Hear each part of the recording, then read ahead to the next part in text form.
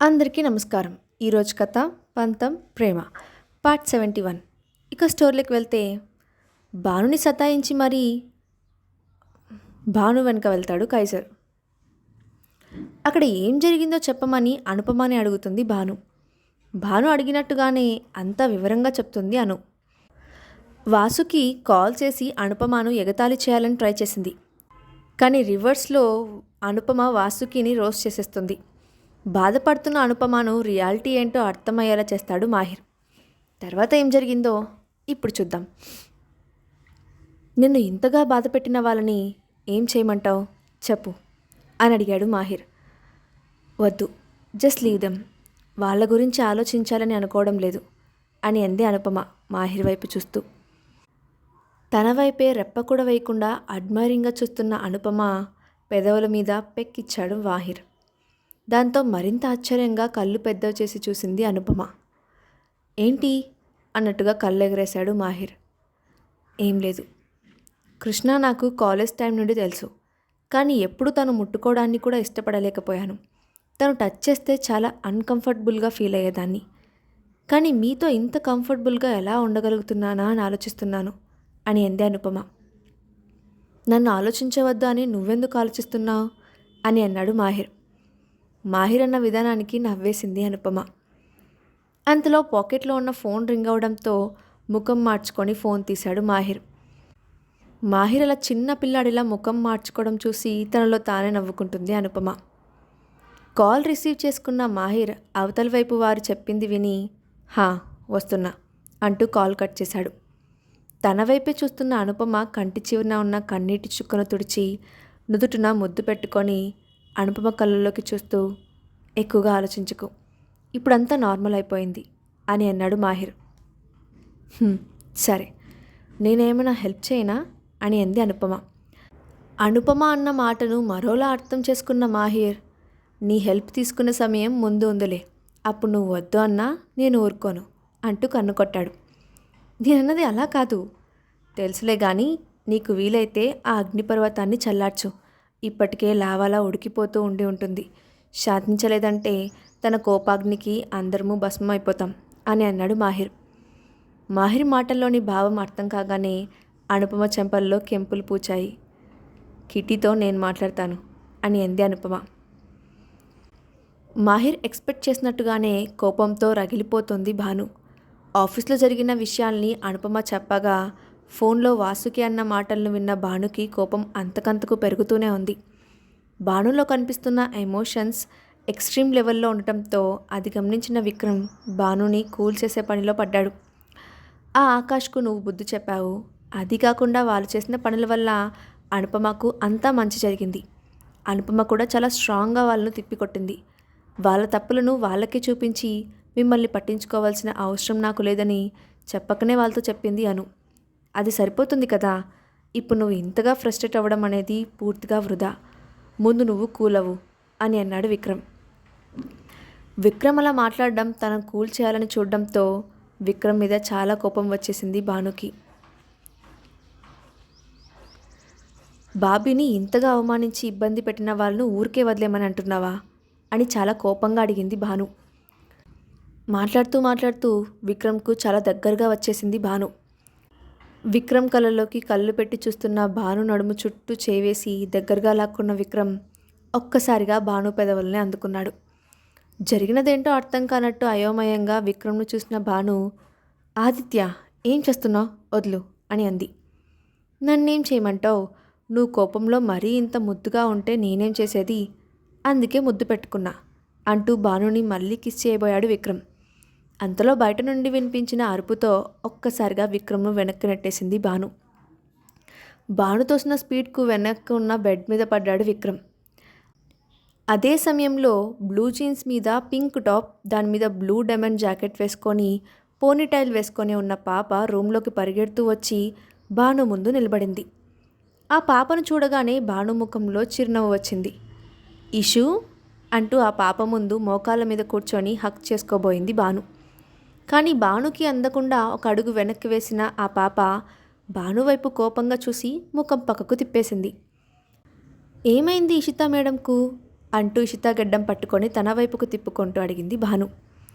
ఈషుకి భాను మీద కోపం వచ్చింది అంటూ మళ్ళీ వెనక్కు వెళ్ళబోయింది ఇషిత. అమ్మో ఇప్పుడెలా అంటూ భయం నటిస్తున్న భానుని చూసి ఆశ్చర్యపోయాడు విక్రమ్. ఇప్పటి వరకు తన పడిన తిప్పలు ఇప్పుడు భాను పడుతున్నట్టుగా అనిపించింది విక్రమ్కి. దాంతో నవ్వేశాడు విక్రమ్. అది చూసిన భాను నీ పని తర్వాత చెప్తా అన్నట్టుగా విక్రమ్ వైపు చూసింది. దాంతో సైలెంట్ అయిపోయాడు విక్రమ్. సరే ఇప్పుడు చెప్పు, ఇషుకి భాను మీద కోపం ఎందుకు వచ్చింది అని అడిగింది భాను. నువ్వు నన్ను కలిసి ఎన్ని రోజులవుతుంది? అసలు నీకు నేను గుర్తే లేను. భాను ఇషితాని మిస్ చేయడం లేదు అని బొంగమూతి పెట్టుకొని 2 చేతులు కట్టుకొని చెప్పింది ఇషిత. ఈషు ఇందులో అయితే అసలు నా తప్పే లేనే లేదు. అదిగో అక్కడ ఉన్నాడే అతని వల్లే నిన్ను కలవడం కుదరలేదు. తనే నన్ను ఎక్కడికి రానివ్వలేదు అని అంది భాను అమాయకంగా ముఖం పెట్టుకొని. విక్రమ్ను చూసిన ఇషిత రావణ్ అంటూ అరిచింది. వెంటనే ఇషిత నోరు మూసేసి ష్ మాట్లాడకు అన్నట్టు సైగ చేసింది భాను. రావణ్ అంటూ భాను వైపు చూశాడు విక్రమ్. విక్రమ్ వైపు చూడకుండా అటు ఇటు చూస్తూ ఉంది భాను. భాను దగ్గర నుండి ఇషితాను తన దగ్గరకు తీసుకున్న విక్రమ్ నేను రావణ్లా ఉన్నానా అని అన్నాడు. లేదు అన్నట్టుగా తల అడ్డంగా ఊపిన పాప నువ్వు నా ఫేవరెట్ కామిక్ హీరోలా ఉన్నావు అని అంది. మరి నన్ను రావణ్ని ఎందుకు పిలిచావు?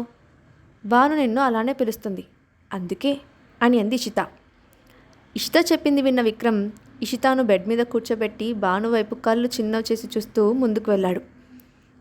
ఆదిత్య అది నిన్ను అది అంటూ ఉన్న భాను ఆ వస్తు చూసి నవ్వుకుంది ఇషిత. అంతలో విక్రమ్ ఫోన్ రింగ్ అవడంతో కాల్ ఆన్సర్ చేశాడు విక్రమ్. అటువైపు నుండి మాహిర్ మాట్లాడుతూ విక్రమ్ను కిందకు రమ్మని చెప్పాడు. దాంతో ఓకే అని చెప్పి కాల్ కట్ చేశాడు విక్రమ్. మన స్కోర్స్ ఇంకా సెటిల్ అవ్వలేదు. ఈషు బేబీ నువ్వే విట్నెస్ అని అంటూ బయటకు నడిచాడు విక్రమ్. రూమ్ నుండి బయటకు వచ్చిన విక్రమ్కు లోపలికి వస్తున్న అనుపమ కనిపించింది. బన్నీ జాగ్రత్త అని అన్నాడు విక్రమ్. విక్రమ్ను చూస్తూ ఒక్క నిమిషం అని పిలిచింది అనుపమ. ఏమైంది అని అడిగాడు విక్రమ్. ఆ కృష్ణకు నాతో బ్రేకప్ చేసుకోమని వార్నింగ్ ఇచ్చావా అని అంది అనుపమ. సైలెంట్గా ఉన్నాడు విక్రమ్.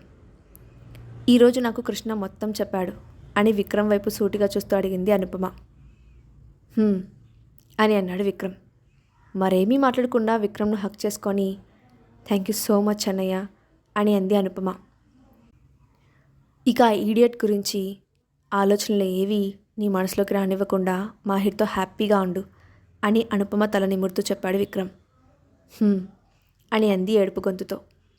అనుపమ తల నిమురుతూ ఎప్పుడు ఏమీ కావాలన్నా నాతో చెప్పు, ఆఖరికి మాహిర్ ఏదైనా అన్నా సరే నాతో చెప్పు, నేను చూసుకుంటాను అని అన్నాడు విక్రమ్. నీకు అవసరం రాకపోవచ్చు అని అంది అనుపమ. అనుపమ చెప్పింది విని చిన్నగా నవ్వుతూ అనుపమ తల మీద చిన్నగా ప్రెస్ చేస్తూ forget everything, just be happy అని అన్నాడు విక్రమ్. అదంతా చూసిన భాను సైలెంట్గా తిరిగి లోపలికి వచ్చేసింది. జిమ్ రూమ్లో విక్రమ్ మాహిర్ యుగ్ కూర్చొని ఉన్నారు. తారా ట్రస్ట్ దగ్గర భాను మీద జరిగిన అటాక్ గురించిన వివరంగా చెప్తున్నాడు యుగ్. అనుపమ ఇన్సిడెంట్ వల్ల ఇప్పటి వరకు భాను మీద జరిగిన అటాక్ గురించి వివరంగా చర్చించుకునే అవకాశం లేకుండా పోయింది వాళ్లకు. దానితో వాళ్లకు ఆ విషయాన్ని వివరిస్తున్నాడు యుగ్. అప్పుడే లోపలికి వచ్చాడు ధ్రువ్. తన దగ్గర ఉన్న ల్యాబ్ రిపోర్ట్ను యుగ్కి ఇచ్చాడు. అది చూసిన యుగ్ నేను అనుకున్నదే నిజమైంది. కార్లో ఉన్న ఎయిర్ ఫ్రెషనర్ను ఈ డ్రగ్ మిక్స్ చేసిన దానితో స్వాప్ చేసేశాడు. ఈ డ్రగ్ను శ్వాసించడం వల్ల మెదడు పూర్తిగా నవ్వైపోతుంది. జరిగేది కళ్ళకు కనిపిస్తుంది, తెలుస్తుంది, కానీ రియాక్ట్ అవ్వలేరు అని అన్నాడు యుగ్. అది వినగానే విక్రమ్లో కోపం కట్టలు తెంచుకుంది. ఇది చేసింది ఎవరు అని అడిగాడు విక్రమ్. అతని ఫోటో చూడగానే కొన్ని రోజుల ముందు మాల్లో బన్నీ మీద కిడ్నాప్ ప్లాన్ చేసినప్పుడు సెక్యూరిటీ టీం లీడ్ చేసింది కూడా వీడే కదా అని అన్నాడు విక్రమ్. అతనికి వార్నింగ్ ఇవ్వడం, అతను కొత్తగా జాయిన్ అయ్యాడని తన సెక్యూరిటీ టీం హెడ్ చెప్పిన విషయం గుర్తుకు వచ్చింది మాహిర్కు. కోపంతో మాహిర్ దవడ కండరం బిగుసుకుంది. అంతలో ముందుకు వచ్చిన ధ్రువ్ తన దగ్గర ఉన్న ల్యాప్టాప్ను ఆన్ చేసి ఒక పెన్ డ్రైవ్ను కనెక్ట్ చేశాడు. ఇది భాను మేడం కార్ లోపల ఆమె సెక్యూరిటీ కోసం సీక్రెట్గా ఫిక్స్ చేసిన కెమెరా ఇది. అందులో ఉన్న వీడియోను ప్లే చేశాడు. అందులో అతను ఎవరితోనో ఫోన్లో మాట్లాడుతూ భాను కార్లో ఉన్న ఎయిర్ ఫ్రెషనర్ను తీసి తన దగ్గర ఉన్నదాన్ని లోపల పెడుతున్న సమయంలో సడన్గా కైజర్ అతని మీద దాడి చేశాడు. దాంతో అది కింద పడిపోయి ఒలికిపోయింది.